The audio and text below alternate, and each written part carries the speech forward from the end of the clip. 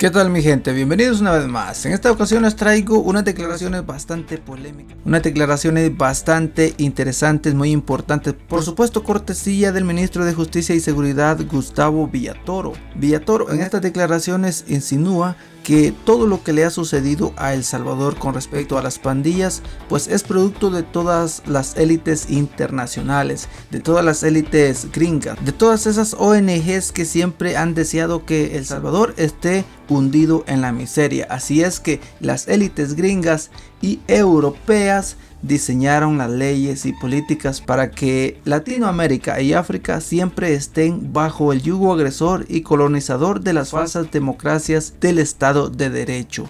Así lo ha dicho Gustavo Villatoro en las siguientes declaraciones, así que por supuesto le invitamos a quedarse hasta el final de este video y vaya regalándonos su like. Desde toda esa debacle o esa preparación perversa que diseñaron sobre El Salvador para poder generar un espacio para que estuviéramos siempre sometidos al crimen organizado.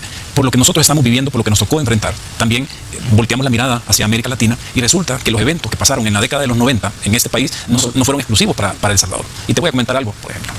Resulta que en 1994, recién formada, la Policía...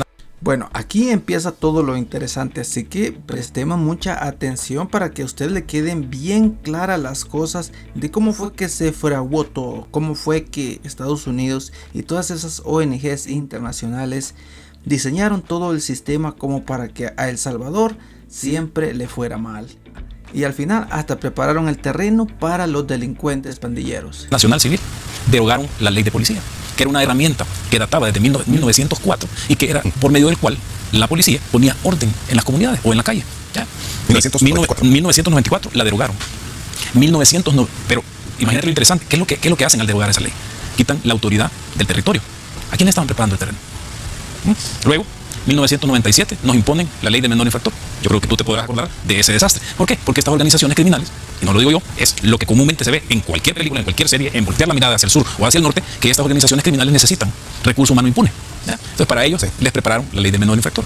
Luego vienen y se inventan también el cambio del famoso código de 1974, Código Penal y Procesal Penal que teníamos, que de alguna manera no dividía la responsabilidad de la justicia. ¿Ya? Y nos imponen el código del 98, que más allá de dar herramientas modernas para que un Estado de Derecho tuviera la capacidad de derrotar al principal victimario de la sociedad, que también es enemigo del Estado, no tenía ninguna herramienta para eso.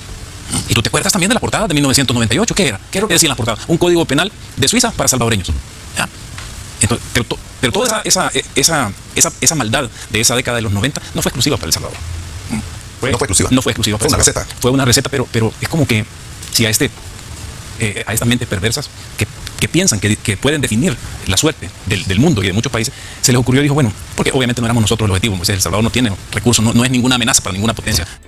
Todo fue una receta, todo fue un guión para prácticamente mantener pisoteado siempre al pueblo salvadoreño. Así lo ha dicho Gustavo Villatoro. Pero sí, hay países de Sudamérica que sí representan una amenaza, pero obviamente al tener estas células cancerígenas o estas contaminaciones de leyes, ¿qué país de América Latina ha logrado ser potencia? Y no es que no puedan, porque tienen la calidad, tienen la cantidad de recursos también y tienen la población para poder ser una potencia mundial. Era una manera de contener el desarrollo de las naciones. Pero no somos la única. O sea, es decir, si tú revisas la historia, y a África, ¿a qué la sometieron? Antes de los 90. Entonces, en pocas palabras, estas organizaciones estaban evitando que nuestro país se desarrollara, ¿verdad? Para siempre ser un país subdesarrollado, un país tercermundista. Es decir, el comentario viene porque ha sido interesante ver toda esta perversidad y toda esta preparación que casualmente terminan en 1998 y casi que iniciando la década del 2000 empieza el reinado de las pandillas en el territorio salvadoreño. ¿A quién beneficiaron esas leyes? Nos beneficiaron a nosotros como salvadoreños, nos dieron las herramientas como salvadoreños para que, viniendo de un estadio de una guerra civil por intereses no nacionales, pudiéramos por fin ser un país seguro, ser un país en paz, devolvernos la esperanza. ¿Cuántos salvadoreños perdimos solo en la década de la guerra civil? No solo los que murieron, sino cuántos salvadoreños se fueron de este país.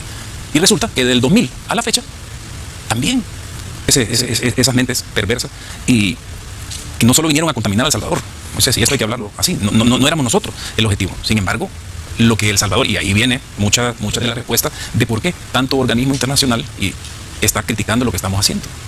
Porque no es que el hecho de que un país logre derrotar al crimen organizado les moleste, el problema es que les estamos develando toda su perversidad con la que contaminaron América Latina. Y al hacer una ingeniería inversa de lo que estos hicieron de los 90 a la fecha, básicamente cualquier país de América Latina puede volver al estado deseado. ¿A cuál estado deseado? A ese donde el Estado de Derecho se respeta y genera un Estado que tiene la capacidad de brindar seguridad a sus ciudadanos. No ese retazo de Estado de Derecho en el que decían que vivíamos, porque ahora resulta que somos dictadores, que es ese Estado de Derecho que tenía esa incapacidad provocada y consentida por los gobiernos anteriores. Pero mira qué interesante, eran unos estados fallidos los anteriores porque no eran un Estado de Derecho. ¿Y qué es lo que entonces imperó en este país en los últimos 20 años? ¿Contra qué es lo que realmente estamos luchando, Moisés? Estamos luchando contra un Estado criminal paralelo que demostró por mucho que tenía mayor capacidad de ese Estado democrático que dicen esas organizaciones internacionales que nosotros estamos lacerando. Al final, Moisés, el que impartía justicia en las comunidades también decía por quién tenían que ir a votar. Y esto no es ningún secreto y están en las intervenciones telefónicas que se tienen de toda la data de las pandillas. Eso era claro. Las estructuras decían por quién se tenía que votar, con quién.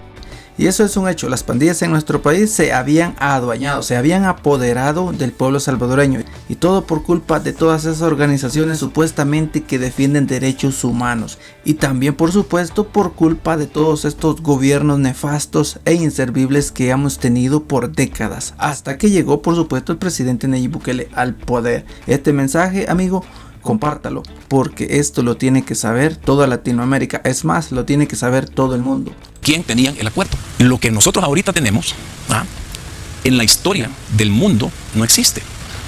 Pero claro, a la hora de plantársele a estos organismos internacionales y de mandarlos al carajo, ahí ya se requiere mucha soberanía, mucha independencia, pero además valentía.